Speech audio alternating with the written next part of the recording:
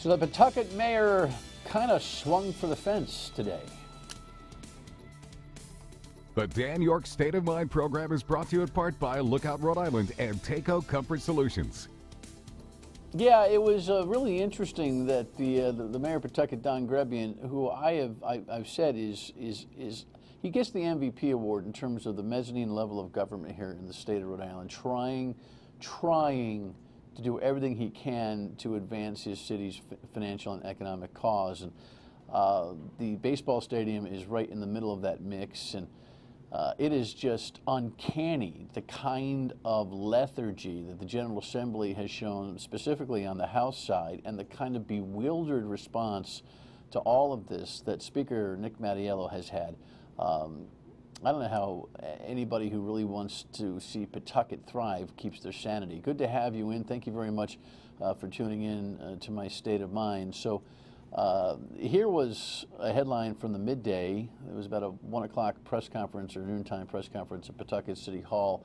That was, a preview headline over the whole thing.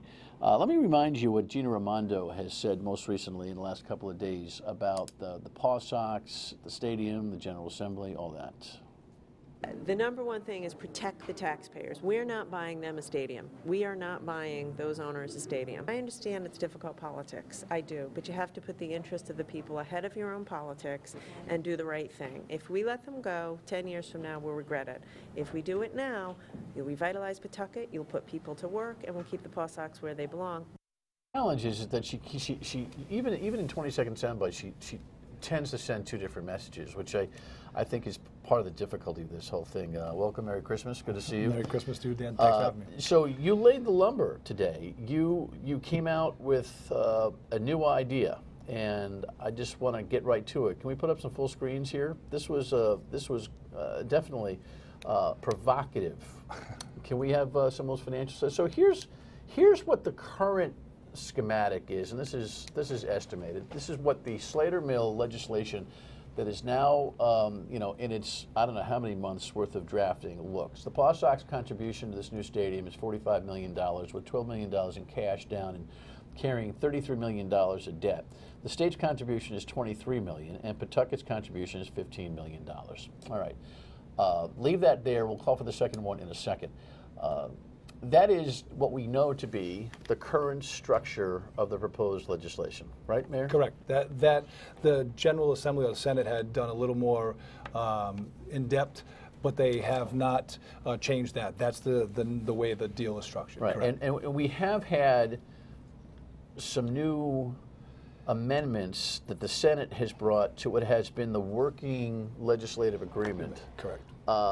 Which in part I think has left you in a funky position, because the sentiment that I think is a red herring that has been put up by the General Assembly's House leadership, which is that we want to make sure Pawtucket doesn't fall flat on its face and screws itself in this whole thing, was responded to, I think, by Senate Finance Chairman Bill Connolly and the committee they had, which they're going to vote on in January, which does a couple of things, including ripping half of the revenue projected for naming rights to the stadium to the city of Pawtucket, and directing some ticket excise fees to the city of Pawtucket to help you finance your $15 million portion of this debt, because they see the reality, which is that there's a gap over anywhere from 3 to 9 years for you to be able to fully finance that $15 million.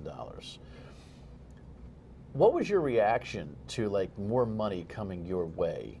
Well, from the city's perspective, right, it reduces our burden and stress level, if you will, on how we're going to figure that out through the TIF financing, right? But the other concern is the flip side, not knowing the impact and what it really means to the PawSox, because while the revenue is great to have or reduces ours, is it killing the deal? And that's what we need to try to determine, and that's where we're at. Have you spoken with the PawSox about these new numbers that the Senate put up 10 days ago? Yeah, there's been some informal conversations. What they're doing is they're trying to go through, have all their financial folks take a look at it, right? There's a clear consensus that number is going to be so big that it could jeopardize the deal. So the naming rights revenue? The naming rights, right. So there could be enough of a swing there. What happens for us is also on the other side of it, Dan, is, you've got Worcester chirping, right? So, you know, we mentioned it earlier, but we lay all our cards up and they know what they have to compete from. And they're coming from a position of new revenue, not counting the existing revenue. So it becomes challenging. It becomes a very difficult process. Okay, so just understand something here. The financing of the state portion, the $23 million, is something that you and many legislators on the Senate side have felt very comfortable about, because we have $2+ million, $2.3 million in current revenues that come from the stadium in the form of both sales and income taxes, correct? Correct. That goes into the general fund. Has always been used as a budgetary line item that would be sufficient to be able to fund even this $23 million worth of debt that the state would encumber in this new stadium project, correct? And that 2.2 that they get today would equate to about roughly $32 to $34 million in bonding, where the state's only going to be doing 23. All right, meaning you can finance $34 million for 2.2 cash flow. Correct. Okay, so you understand. So I'm setting this up because this is the pitch that the mayor offered today, and that is, with the malaise that we have with Speaker Mattiello, Eric, we got a couple of headlines here that just kind of reflects his disposition. Even today on the radio, he was talking about how the public-private partnership idea is just not something that's flying with the constituents. You know, taxpayer money for the stadium is just not something he's really excited about doing. Da da da da da da. There's no doubt that he is the linchpin in stymieing this deal. You came out and said, you know what, then? Why don't you just give us the revenue from the stadium and we'll do it ourselves? Next screen, here is what you're proposing. Rather than having $23 million borrowed by the state, you just take it on yourself. Redirect the $2.2 million and the future ballpark revenues right to Pawtucket. There's precedent for this. They do it with the mall. Right. They did it with the Providence Place Mall. They took the revenues projected from the sales taxes and other income taxes from the mall and put it in the developer's pocket in order to be able to make the whole thing work. Dan, when we started, just quickly, right, it was all about being different than what 38 Studios was. We all understood politically we had that malaise, right? And so we wanted to make it very transparent and strengthening, right? It wasn't about trying to make it different, if you will. And, you know, the state has a revenue stream that they get from the PawSox, is that $2.2 million. And you mentioned, if we take that $38 million, the $23 million from the state and the $15 from the city, that's $38 million. That 2.2 revenue, existing revenue today that we would lose to Worcester, equals about 32 to 34 million, right? So the city would go from a $15 million deficit to deal with, you know, on that, to a $4 to $6 million, right? So it makes more sense, but we weren't trying to squeeze the state. You know, there's interest rates that change because of this, because of the bonding, but at the end of the day, it's a good financial deal. So we always wanted to be partnered with the state. We always expected that the state and the leaders would step up, and most of them have. The rest are coming along, right? Not to change this, right? It makes sense. We've protected the taxpayers. It's a good deal, and it keeps them here. What we've done is say the alternative. If you're willing to not vote on it, you're willing just to kick it aside and let the PawSox go, don't do this to Pawtucket, because we have the most to gain and lose besides the state. It's all that economic development that's going to come into our community. You moved through that financing stuff a little quickly. Here's what, you know, I'm watching you at a press conference today make a financial argument that in the end feels like a cleaner, more affordable, and safer deal for the city of Pawtucket. Correct. Because if the state's borrowing 23, the city's borrowing 15, but there's some slush in there on the state side anyway, and you've got all this $15 million redevelopment. In other words, your portion of the financing comes from the development outside the stadium over the course of a decade. Right. If you're able to, for financial, because of bonding rates and everything else, if you're able to combine that in a city bond and really have only, let's take $6 million. well, 30% of your exposure. Mm-hmm. It makes a good business sense. Like, you know what? But Could have had a V8. It's almost that simple. And we've had those conversations throughout the process, right? But there's always the concern about the legislative process, right? Having to change the way state law reads. They'd have to create the district, the process, right? So this is kind of our Hail Mary saying, listen, if you're willing to let the whole thing go, let's do it. It makes more sense from the city's perspective. I You're absolutely right. I don't know what the heavy lift is. The heavy lift is you create a PawSox stadium district where the revenues come in. You redirect, the projected and future revenues, and now the state isn't borrowing any money. Well, how much local aid do you get annually? It's up in the, I want to say if you count school aid, it's up there significantly, but state direct aid, we're probably about $3 million. And then the school aid, we're up above, oh sugar, I got to think of that number. It's 22 million in school aid. What you're doing is you're calling the state's bluff in Don't some let ways. them go. Yeah. And the logic will explain in, I think, simpler form when we come back. In the meantime, I just want to let you know, speaking of simple, you want to simplify your financial life? We're talking finances here. Put everything in the palm of your hand. Navigant Credit Union's got a new app called Card Valet. Just download it. Of course, become a member at navigantcu.org or stop by any of the number of branches we have here in Rhode Island, and you'll find this is better than online banking. This is everything you have literally in the palm of your hand with Card Valet. Check them out, navigantcu.org. Right back. We'll simplify this conversation next.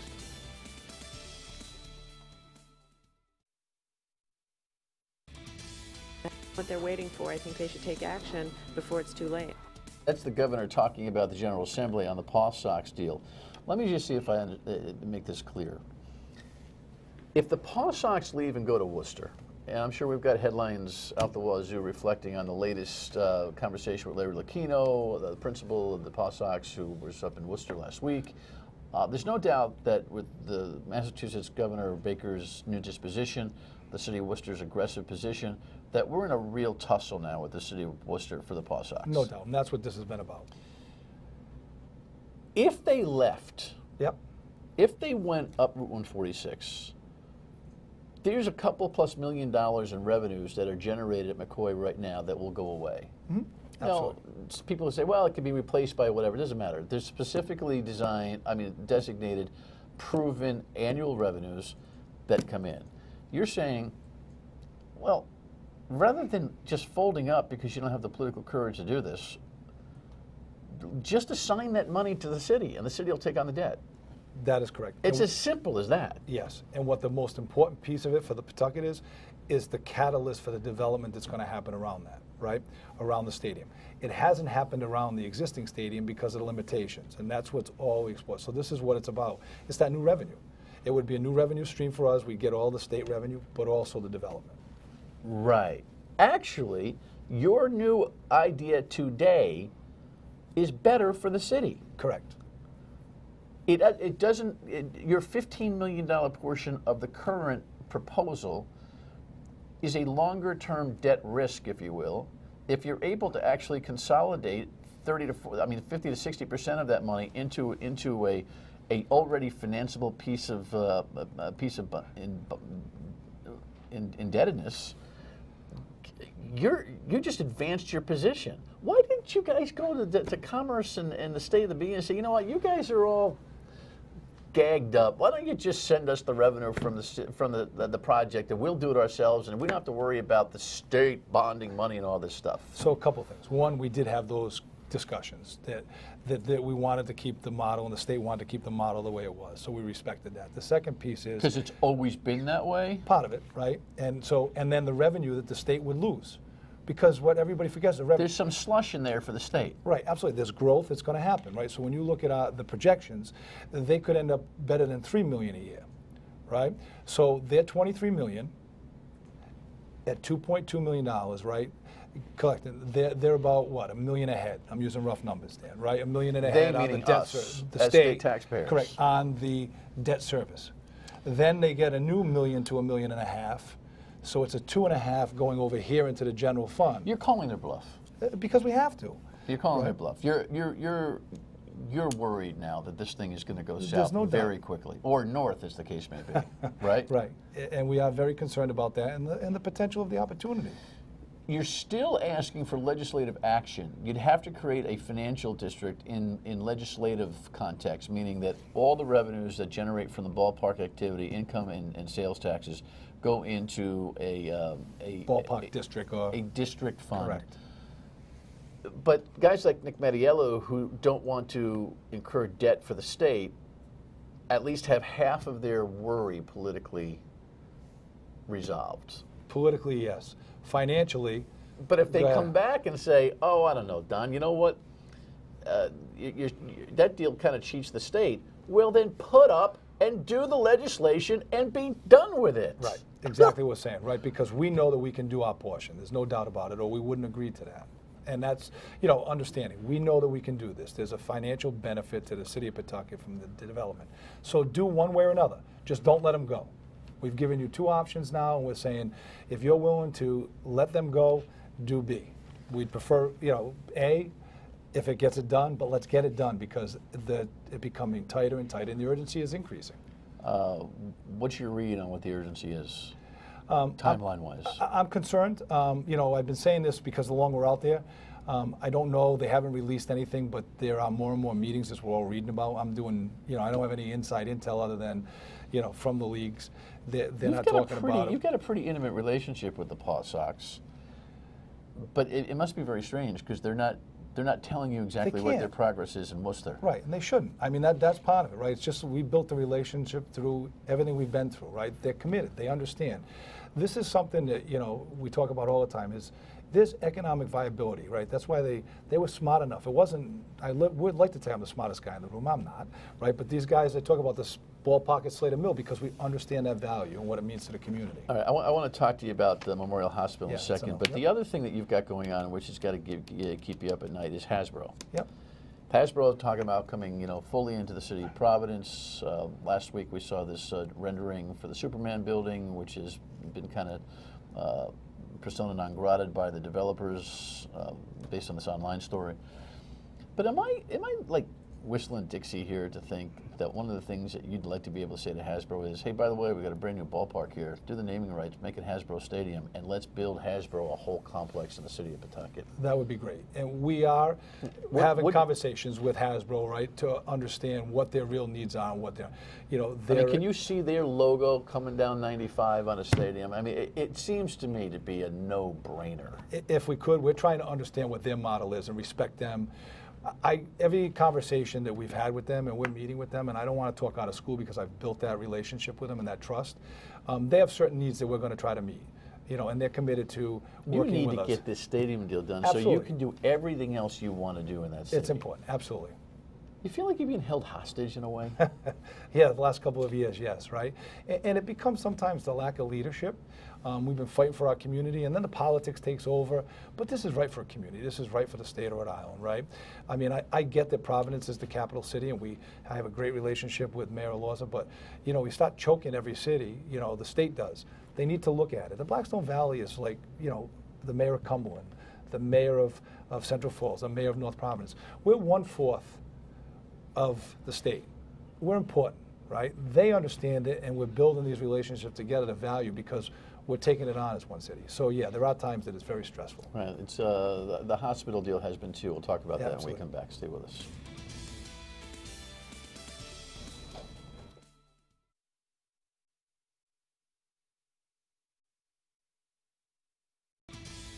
Those patients are coming to the outpatient area for most of their care, so I think this does fulfill the need. Our members were more concerned about their patients, and I mean this, were more concerned about their patients than they were about their own well-being and losing a job.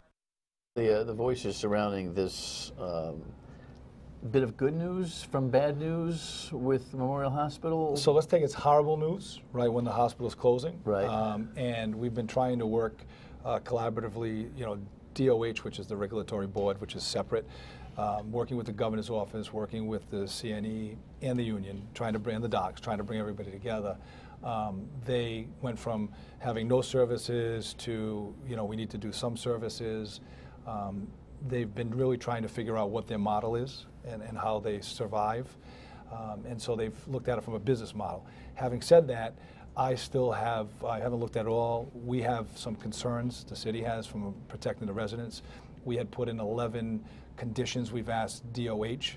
Protecting the residents from what? Constituencies to services, right? Some of which they have addressed in this. Okay, Memorial Hospital is a full-service hospital. Correct. Now, you know, its owner said, can't make it. We weren't going to do anything is how it started. Shut it down piece by piece by piece until it was empty. Yep. This new transaction, explain it. City steps in, Union steps in, governor steps in, having conversation, bringing everybody to the table. So they start talking about the services that are needed. There are 26,000 people who visit there for family care and primary care. Outpatient. Outpatient. They are committed to that. It's very vague. Care New England. Care in New England. They're the ones that are shutting it down. Correct. Now they're saying we're going to provide services. We're going to stay in business. Correct. We're not going to sell it. Well, they're going to sell Memorial, and here's the tricky part. They want to close down the Memorial name and everything go under Care New England, because Memorial was a separate hospital. Owned by? Owned by Care New England. Correct. So they're just rebranding. They're rebranding, but they're changing the emergency room services. They're providing less services there, and they're trying to balance through what services they keep there.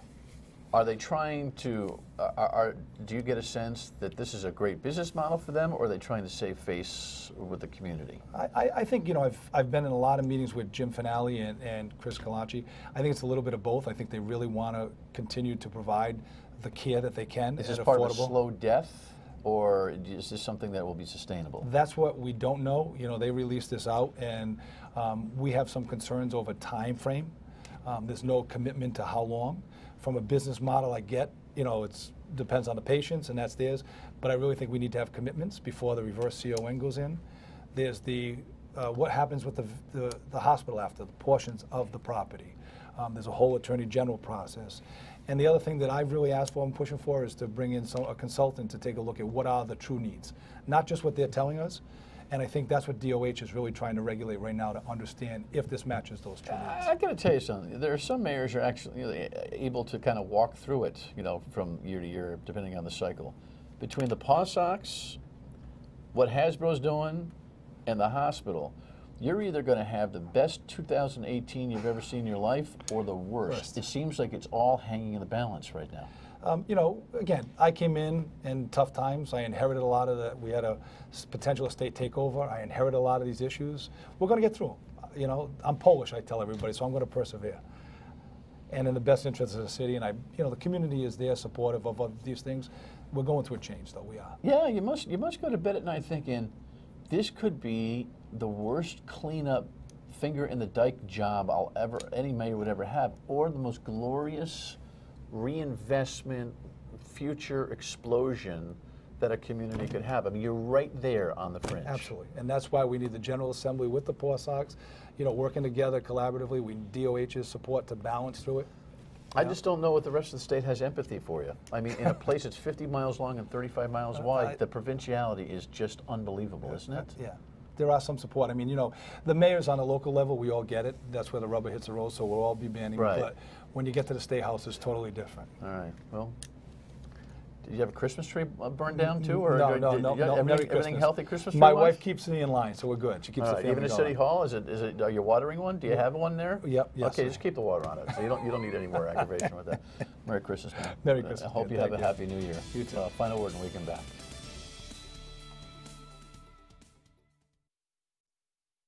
Alrighty, I'm checking. Let's see what I have tomorrow. What do I have tomorrow? Oh, Professor Mudge will be in on all things Rhode Island. She's terrific from CCRI. Yes, she's probably written another book or has another game to kind of bring you closer to the ocean state that you love. We'll be on the radio tomorrow at 3, of course, following this conversation about the legislature's response to the PawSox new proposal. Good night.